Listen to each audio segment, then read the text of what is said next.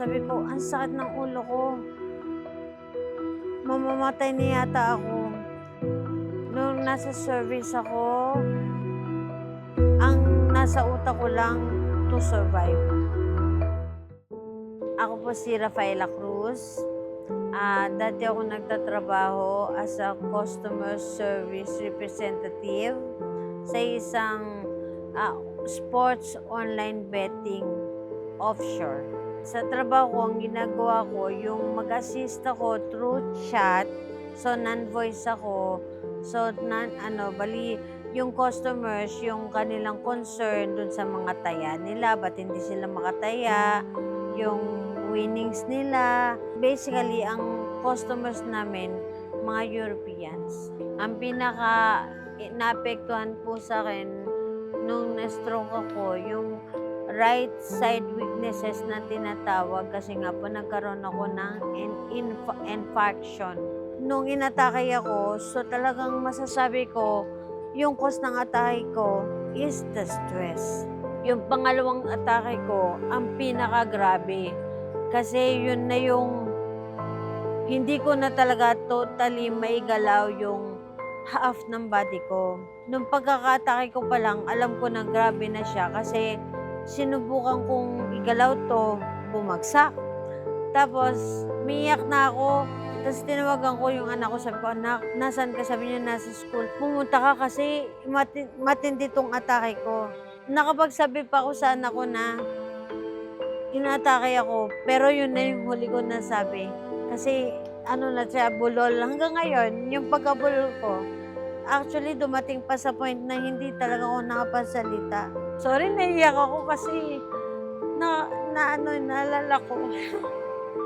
Ang hirap kasi, ang hirap nung ganitong sitwasyon. Akala lang ng iba, maarte ka. Hindi nila alam yung pinagdadaanan mo. Tapos sasabihin nila, kumilos ka. Pero sa tulong kasi ng ECC, kung ba't ako ngayon nakakakilos, malaki. Malaki talaga. Kaya lahat ng program, talaga nandun ako. Yung ECC, nakilala ko doon pa lang sa una kong kaibigan. Nung unang inatake ko, sabi niya, mag-file ka ng ECC kasi sa trabaho ko inatake. Hindi ko alam yun, saan ba office nun? So, dinisregard ko siya, hindi ko alam na malaki ang matutulong niya. Pero nung pangalawang atake ko, nung matatanggal na ako sa trabaho, after 1 year, sabi ko, wala na akong choice, forced resignation na yung mangyayari. Sabi ko, Lord, saan na ako kukuha? Kasi wala na akong funds, hindi na makapagtrabaho. Tapos, nung napunta ko sa SSS, nakita ko, nakalagay ECC. Yun, doon na. Yun na yung naging door. Doon ako nag-start ma-business. Doon rin na-build yung confidence ko.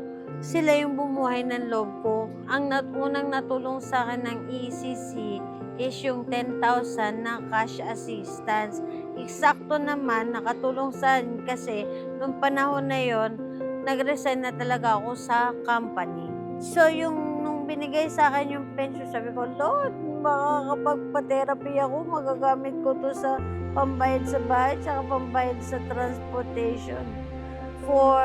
Simula na stroke ako hanggang neto, nung umalis ako dun sa dorm, to be exact, 3 years. Yung pension na yon, yun ang nakatulong. Tapos, doon na sunod-sunod na yun. Aside doon sa physical therapy na ilang sessions, 10 sessions, ni-require ako ni Dr. Bondok ng arm and wrist orthosis, ankle and foot orthosis. Which is, nung unang inatake ako, hindi ko magawa. Kasi wala sa budget. Nung lumapit ako sa ECC, sabi ko, ay, angel. Kasi hindi ko talaga, kahit sinong na-stroke, hindi afford. Kaya naiayos ko yung lakad ko. Tsaka yung kamay ko, hindi na siya yung nakabaliko. Tatas ko na siya. Tapos sinabi nila na merong pangkabuhayan showcase para sa mga katulad ko. Ang napili ko po negosyo ay yung healing oil, perfume, at soap. hindi ko ine-expect na magfo-flourish kasi ang inisip ko nga PWD ako, siguro paunti-unti. Nung una, 1, 2, 3. Tapos naging 10, naging 5, 10. Tapos nakikita ko na sa isang buwan pa isa 100. Tapos nung huli, 3,000 pieces yung order sa akin. So, nandun na siya sa ganung stage, yung healing oil. Tapos yung pabango, biglang ngayon siyang nag-boom. Pero for delivery na sa Japan. So, hindi dito siya market dun sa Japan. Tapos yung soap, mabenta sa kanya kapag Pasko. So, yun yung, doon na yung, overall, maganda na yung nung positioning ng produkto ko. Ang laki ng ibinago ng buhay ko. Inari ko ng ECC na Ambassadress of Goodwill ako. Kaya, lagi kong bukang bibig sa mga nagtatrabaho, wag niyong puputulin yung SSS niyo. Kasi, ang hindi niyo alam, meron pang isang tutulong pag sa trabaho kayo inatake o nagkasakit, or papasok kayo or pauwi kayo, tapos may nangyari, may tutulong. Dahil dyan ako nabuhay. Ako po nagpapasalamat sa ECC dahil kung hindi po sa inyo, hindi ko mabibuild yung confidence ko pabalik. Hindi ako hindi ako magkakaroon ng idea o ng lakas ng loob para magnegosyo ulit.